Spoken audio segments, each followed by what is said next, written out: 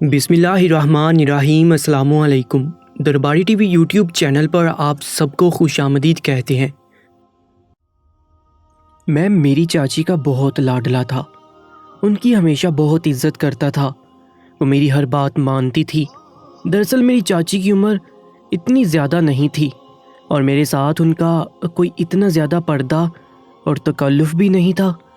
ایک وقت تو ایسا تھا جب خاندان میں یہ بات مشہور ہو گئی تھی کہ شاید میری چاچی کے ساتھ کوئی عجیب قسم کا رشتہ ہے، جبکہ ایسا بالکل بھی نہیں تھا۔ چاچی نے سب کو یقین دلایا کہ یہ تو میرے بیٹوں کی طرح ہے، لیکن ہم لوگ ایک دوسرے کی بہت زیادہ عزت کرتے تھے اور دوستوں کی طرح ایک دوسرے سے بات کرتے تھے۔ آج بھی میں نے ان کو ایک مشورہ دیا جس پر انہوں نے فوراً عمل کیا تھا۔ میں ان کو اسی بات کی مبارک دینے جا رہا تھا جب سامنے کا منظر دیکھ کر حیران رہ گیا۔ مجھے کیا پتا تھا ان کو دیا ہوا میرا یہ مشورہ میری ہی زندگی برباد کر دے گا اور میرے ہی گھر کو آگ لگا دے گا، کیونکہ میرا نام نعمان ہے۔ ہم لوگ ایک گاؤں میں رہتے تھے۔ میری ایک بہن تھی جس کی شادی شہر میں ہوئی تھی۔ میرے ماں باپ اور میں ہم لوگ ہمارے گھر میں رہتے تھے۔ اسی گاؤں میں میری ایک چاچی بھی رہتی تھی جس کا شوہر حیات نہیں تھا اور ایک بیٹا تھا جو کافی عجیب سا تھا، مطلب اپنی ہی دنیا میں رہنے والا۔ اس کا نام رضوان تھا۔ وہ عمر میں مجھ سے چھوٹا تھا۔ میں اپنی چاچی کے گھر گیا ہوا تھا اور واپس آیا اور میری ماں نے کہا کہ کھانا لگا دوں، تو میں نے کہا کہ نہیں۔ چاچی نے اتنا مزیدار کھانا بنایا تھا، میں نے تو وہیں بیٹھ کر کھا لیا اور تھوڑا زیادہ ہی کھا لیا۔ میں نے کتنی دفعہ منع کیا ہے کہ اس عورت کے گھر نہ جایا کرو۔ میں نے کہا کہ کیوں، ان کے گھر جاؤں گا تو کیا ہو جائے گا، آخر وہ میری چاچی ہیں۔ میری ماں نے کہا کہ تیرا چاچا اب اس دنیا میں نہیں ہے اور ہمارا اس کے ساتھ اتنا گلنا ملنا اچھا نہیں ہے۔ اگر تیرا چاچا زندہ ہوتا تو پھر اور بات تھی، اور گھر میں اکیلی ہوتی ہے وہ، بیٹا اس کا کسی کام کا نہیں ہے۔ تو وہاں جاتا ہے 4 گھنٹے تک وہاں بیٹھا رہتا ہے۔ بھول گیا وہ بات جو پہلے ہوئی تھی۔ میں اس بات پہ ہنسنے لگا جو مجھے میری چاچی کے ساتھ بدنام کیا گیا تھا۔ دراصل میرا چاچو عمر کا زیادہ تھا، وہ عمر میں کم تھی اور وہ میرے سے کوئی 10-12 سال ہی بڑی تھی۔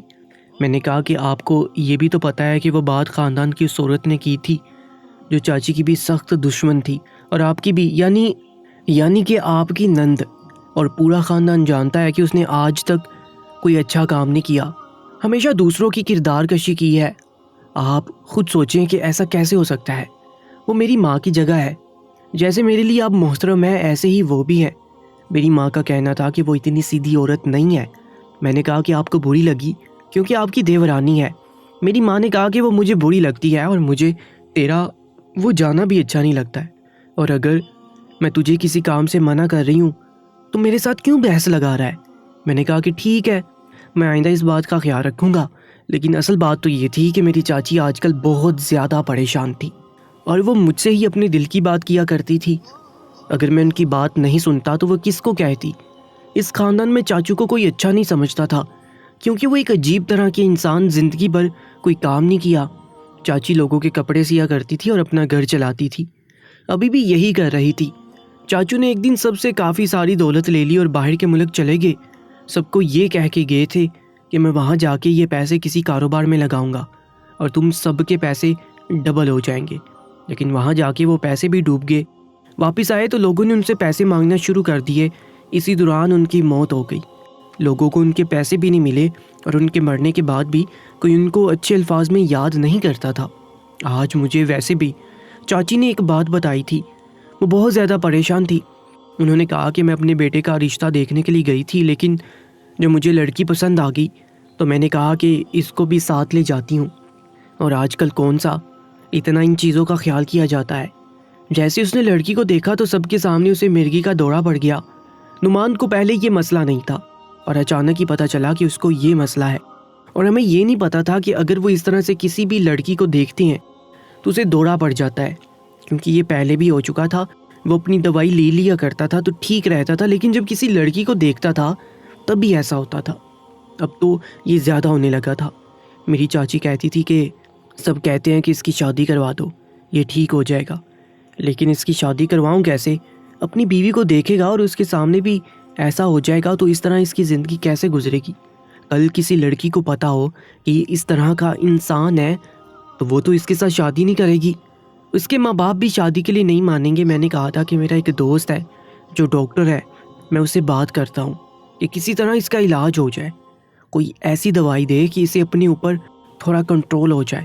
میں نے چاچی کو یہ تسلی دی تھی اور کہا تھا کہ میں کل آؤں گا اور نعمان کو ڈاکٹر کے پاس لے جاؤں گا، لیکن یہاں میری ماں کا کہنا تھا کہ میں نے وہاں پہ جانا ہی نہیں ہے، اور کسی کی مدد کرنا گناہ تو نہیں تھا، اس لیے سوچ لیا کہ چوری چوری چلا جاؤں گا۔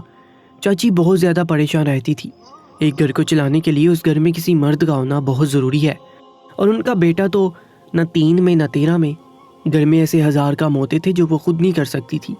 میں جاتا تو کبھی کسی کمرے کا بلب بدل دیتا، کبھی ان کو راشن لا کے دے دیتا، اور کبھی گھر کا کوئی ایسا کام کر دیتا جو وہ بالکل بھی نہیں کر پاتی تھی، کیونکہ ظاہر ہے اب ان کی عمر ہونے لگی تھی۔ سارے خاندان کو ان سے اللہ واسطے کا بیر تھا، اور خاندان میں سے اس کو کسی نے اپنی بیٹی بھی نہیں دینی تھی، اسی لیے وہ باہر رشتے تلاش کرتی تھی۔ ان کو اپنے بیٹی کی شادی کرنے کا بہت زیادہ شوق تھا۔ انہوں نے مجھے کہا کہ تم نعمان سے بات کرو، اسے تھوڑا سمجھایا کرو، اس کی کسی کے ساتھ دوستی بھی نہیں ہے۔ کوشش کی تھی، میں نے بھی بہت کوشش کی تھی اس کے ساتھ دوستی کرنے کی، لیکن وہ واقعی عجیب تھا، اپنی دنیا میں مصروف رہتا تھا۔ اس نے پڑھائی میں بھی کوئی اچھا کام نہیں کیا تھا اور نوکری بھی نہیں کرتا تھا، شاید وہ بھی اپنے باپ پر چلا گیا تھا۔ ہمارے چاچو کو بھی خاندان والے اچھا نہیں سمجھتے تھے، وہ کہتے تھے کہ یہ ایک لاپرواہ انسان ہے جس نے اپنی ذمہ داری پوری نہیں کی، جبکہ وہ سب سے چھوٹے چاچو تھے اور باقی بھائیوں نے کبھی بھی ان کا ساتھ نہیں دیا۔ میں نعمان کو اپنے دوست کے پاس لے گیا جو کہ بہت اچھا ڈاکٹر تھا، چاچی بھی ساتھ ہی تھی، ان کو سب کچھ بتایا۔ اس نے دوائی وغیرہ دی، اس نے کہا کہ آرام آ جائے گا، بس آپ نے ایک گولی روزانہ کھانی ہے، اس گولی کے بغیر آپ نے بالکل بھی نہیں رہنا۔ جیسے شوگر کے مریض گولی پر لگ جاتے ہیں، یوں سمجھیں کہ یہ گولی آپ کے لیے بہت زیادہ ضروری ہے۔ چاچی ایک اور رشتہ دیکھ لیا۔ میں نے کہا کہ تھوڑا صبر کریں، آپ کے بیٹے کو تھوڑا ٹھیک ہونے دیں، اور ان کا کہنا تھا کہ مجھ سے انتظار نہیں ہوتا، میری طبیعت کا بھی آج کل کچھ پتہ نہیں چلتا، اگر مجھے کچھ ہو گیا تو اس کا کیا بنے گا، اس کا خیال رکھنے والا بھی کوئی نہیں ہوگا، اس لیے میں کہتی ہوں کہ جلدی جلدی اس کی شادی ہو جائے۔ ہم لوگ لڑکی دیکھنے کے لیے گئے تو میری چاچی نے کہا کہ تم بھی میرے ساتھ چلو۔ وہاں جا کر ہم لوگ بیٹھے تھے اور لڑکی بھی سامنے آئی کہ میرے کزن کو فی الحال تو کچھ بھی نہیں ہوا، ہم نے سوچا کہ شاید دوائی نے اثر کر دیا ہے، لیکن اچانک سے اس کی حالت بگڑنے لگی اور اسے دھوڑا پڑ گیا، اور وہ سب لوگ بھی حیران ہو گئے اور لڑکی بھی وہاں سے ڈر کے بھاگ گئی۔ انہوں نے ہم سے معذرت کر لی، انہوں نے کہا کہ آپ اپنے بیٹے کی شادی کروانا چاہتی ہیں، آپ بھی ان عورتوں میں سے ہیں جو یہ سمجھتی ہیں کہ شادی کے بعد سب کچھ ٹھیک ہو جاتا ہے۔ انہوں نے کہا کہ پہلے آپ اس کا علاج کروائیں، اس کے بعد اس کی شادی کرنے کے بارے میں سوچیں۔ وہ لوگ تو بدتمیزی پر ہی اتر آئے۔ میں نے ان کو کہا کہ آپ یہ بات آرام سے بھی کر سکتے ہیں، ہم لوگ رشتہ دیکھنے آئے تھے، آپ کی بیٹی کو اٹھانے کے لیے نہیں آئے تھے، ہم بھی عزت دار لوگ ہیں۔ میری چاچی نے مجھے کہا کہ غصہ نہیں کرو، اور ہم لوگ وہاں سے واپس آ گئے۔ گھر آیا تو امی بہت پریشان تھی۔ انہوں نے مجھ سے پوچھا کہ کہاں تھے، تو میں نے کہا کہ ایک دوست کی شادی تھی، میں نے جھوٹ بول دیا۔ میں نے اپنی امی سے پوچھا کہ آپ پریشان کیوں ہیں؟ انہوں نے کہا کہ تمہاری بہن کی وجہ سے پریشان ہوں، پتہ نہیں کیسے لوگوں میں چلی گئی ہے، وہاں سے یہاں پر آنے نہیں دیتے، جب سے شادی ہوئی ہے صرف ایک دفعہ آئی ہے، اور ہمیں بھی وہاں جانے سے منع کیا ہوا ہے۔ ہم لوگ بھی ایک دفعہ وہاں پر گئے تھے تو ان لوگوں نے ہمارے ساتھ اتنا برا رویہ رکھا تھا کہ دوبارہ جانے کا دل ہی نہیں کرتا۔ امی کا کہنا تھا کہ فون پر بات ہوتی ہے، لیکن ایسا لگتا ہے کہ وہ کوئی بات چھپا رہی ہے، اپنی کوئی بات ہی نہیں بتاتی ہے۔ جب بھی میں کچھ پوچھوں کہ یہ سب ٹھیک ہے تو کہتی ہے سب ٹھیک ہے، اللہ کا شکر ہے، لیکن میں تو اس کی ماں ہوں، میں پہچان جاتی ہوں کہ کوئی نہ کوئی مسئلہ ہے، لیکن وہ بولتی نہیں ہے۔ میں نے کہا کہ امی آپ بلا وجہ خود کو ہلکان کر رہی ہیں، اگر کوئی بہت بڑا مسئلہ ہوتا تو وہ ضرور بتا دیتی، باقی گھر میں لڑائی جھگڑے ہوتے رہتے ہیں، اور پھر آپ ہی نے شادی بھی تو اپنی مرضی سے کی، ہمیں تو وہ شخص بالکل بھی پسند نہیں تھا، میں تو اسے دیکھتے ہی سمجھ گیا تھا کہ بہت زیادہ غصے والا اور انا پرست قسم کا آدمی ہے، لیکن وہ ہماری بہن کی پسند تھی، اس لیے ہم نے اسے قبول کر لیا۔ میری ماں کا کہنا تھا کہ اسی لیے تو میں پریشان رہتی ہوں، پسند کی شادیاں کامیاب نہیں ہوتی ہیں، لڑکی پر بھی دباؤ ہوتا ہے، وہ یہی سوچتی رہتی ہے اب میں نے اپنی مرضی سے کی ہے تو مجھے سب برداشت کرنا ہے، اور وہ اسے نبھانے کے لیے کچھ بھی کرتی ہے اور سارے مظالم برداشت کرتی ہے۔ ہمارے خاندان میں یہ بات کسی کو بھی پتہ نہیں تھی کہ میری بہن نے پسند کی شادی کی تھی، نہیں تو خاندان والے ہزاروں باتیں کرتے۔ امی پریشان تھی، میں نے ان کو تسلی دی اور کہا کہ سب ٹھیک ہو جائے گا، فکر نہیں کریں، اگر خدا نہ خواستہ کوئی بڑا مسئلہ ہوتا تو آپ ہی ضرور ہمیں بتاتی۔ اگر انہوں نے پسند کی شادی کی تھی تو ہم نے بھی ان کا ساتھ دیا تھا، ہمارا ان کے ساتھ تعلق اچھا تھا۔ میری چاچی پریشان ہو گئی تھی کیونکہ یہ بات سارے محلے میں پھیلنے لگی تھی۔ جب اس طرح کے 1 سے 2 تماشے ہو گئے تو ان کی کہانیاں بن گئی اور آہستہ آہستہ سب کو پتہ چل گیا۔ لوگ اس طرح کے قصہ بہت خوش ہو کر سناتے تھے کہ لڑکا لڑکی کو دیکھنے کے لیے گیا اور لڑکی کو دیکھتے ہی اسے عجیب طرح کا دورہ پڑ گیا۔ یہ بات بہت تیزی سے پھیل رہی تھی۔ میری چاچی نے کہا کہ میری قسمت خراب ہے، شوہر نے ساری زندگی برباد کر دی اور باقی کی زندگی بیٹے کی فکر میں برباد ہو جائے گی۔ میری چاچی کو کسی نے مشورہ دیا کہ اپنے بیٹے کی شادی کسی بیوہ عورت سے کروا دے تو پھر اس طرح کا کوئی مسئلہ نہیں ہوگا۔ میں نے کہا کہ یہ مشورہ کس نے دیا ہے؟ انہوں نے کہا کہ مجھے تو یہ ایک ایسی عورت نے بتایا ہے جو لوگوں پر جادو اور تعویذ وغیرہ کیا کرتی ہے۔ میں اس کو جانتی تو نہیں ہوں، لیکن وہ کسی کے گھر میں بیٹھی تھی اور میں وہاں پر گئی تو اس طرح کا مشورہ دے دیا۔ اب تم ہی بتاؤ میں اپنے جوان بیٹے کی شادی کسی بیوہ عورت سے کیسے کروا سکتی ہوں؟ ٹھیک ہے کہ وہ بیمار ہے تو اس کا مطلب یہ نہیں ہے کہ اس کی شادی ایک بیوہ عورت سے کروا دوں۔ وہ بیمار ہے، اس کو بیماری ہے، اس کی کوئی غلطی تو نہیں، کوئی گناہ تو نہیں کیا ہے کہ اس کی مرضی کے بغیر اس طرح سے کسی لڑکے کے ساتھ شادی کروائی جائے جو پہلے سے کسی مرد کے نکاح میں رہ چکی ہے۔ میرے بیٹے کے اندر کوئی برائی تو نہیں ہے۔ میری چاچی نے رونا شروع کر دیا۔ ان کے بیٹے کے اندر باقی کوئی برائی نہیں تھی، نہ تو وہ نشہ کرتا تھا، نہ ہی جھوٹ بولتا تھا، نہ ہی اس کے ساتھ کسی کا کوئی غلط تعلق تھا۔ اس نے تو کبھی کسی لڑکی کی طرف آنکھ بھی اٹھا کر نہیں دیکھا تھا، بس وہ اپنی دنیا میں مصروف رہتا اور اس کی وجہ بھی شاید اس کی بیماری تھی کہ وہ خود کو باقیوں کے ساتھ زیادہ گلے ملنے کے قابل نہیں سمجھتا تھا۔ میں نے کہا کہ اس عورت نے شاید آپ کو کچھ اور ہی سوچ کے یہ مشورہ دیا ہوگا، پر مجھے ایسا لگتا ہے کہ یہ بات بالکل ٹھیک ہے۔ میری چاچی نے حیران ہو کر مجھے دیکھا کہ تم بھی ایسی باتیں کر رہے ہو۔ میں نے کہا کہ عورت جب کسی سے شادی کرتی ہے اور شادی کے 1 یا 2 سال بعد اس کا شوہر اس دنیا سے چلا جاتا ہے تو وہ عورت بری نہیں ہو جاتی، لیکن دوبارہ سے اس کی شادی ہونا بہت مشکل ہو جاتا ہے۔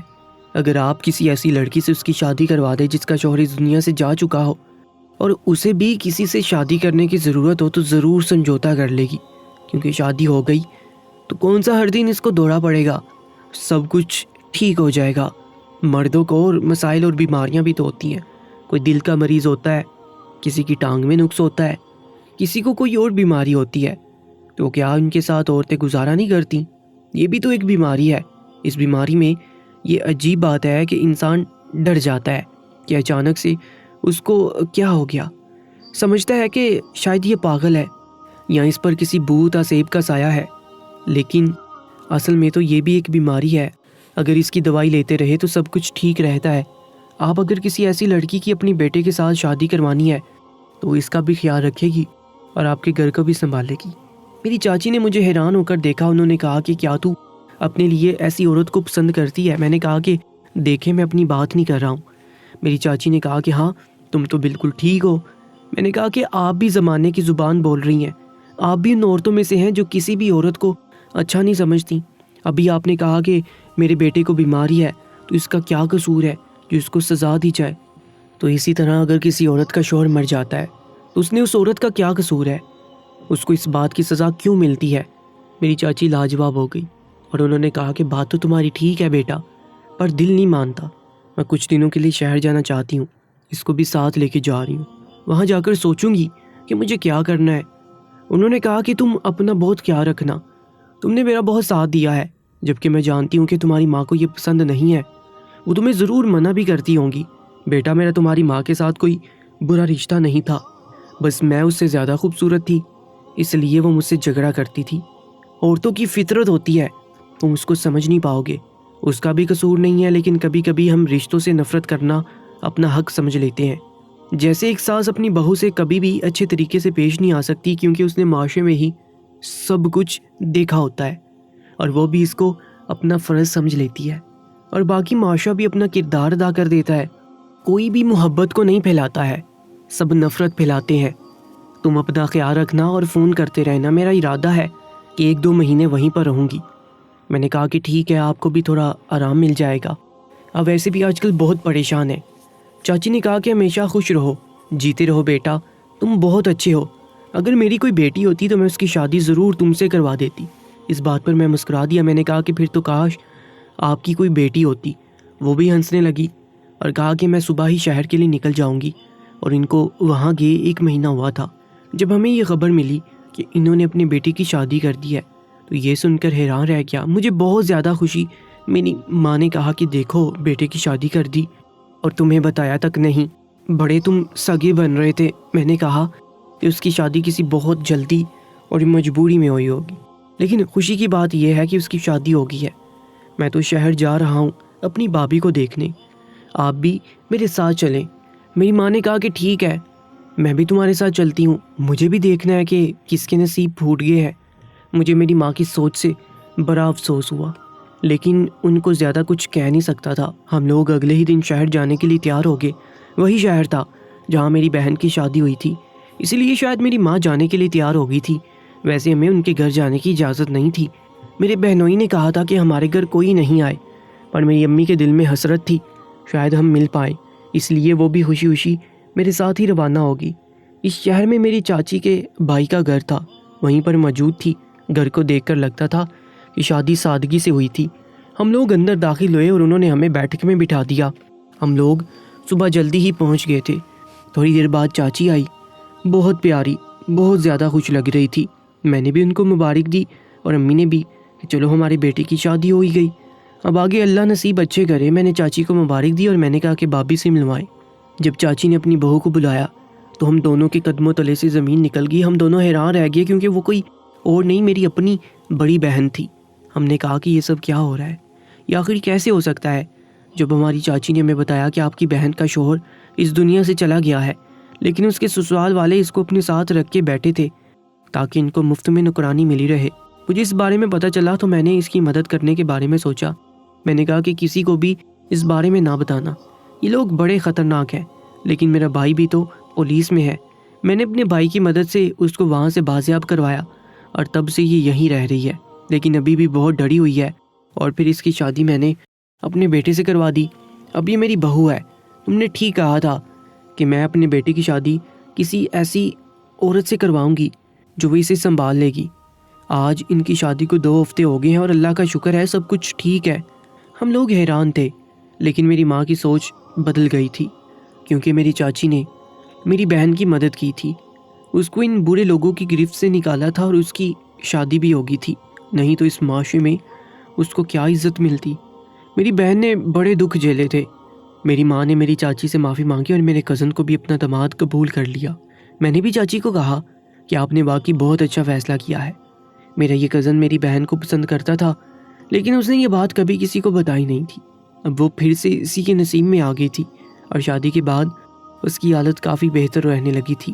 کبھی کبھی اس کے ساتھ مسئلہ بن جاتا تھا، لیکن تب بھی میری بہن اس کو اچھے طریقے سے سنبھال لیتی تھی اور اس سے عمر میں تھوڑی بڑی بھی تھی، لیکن ان دونوں کی جوڑی بہت اچھی لگتی تھی۔ اس کے بعد وہ لوگ واپس گاؤں میں آ گئے اور یہاں پر ہی رہنے لگے۔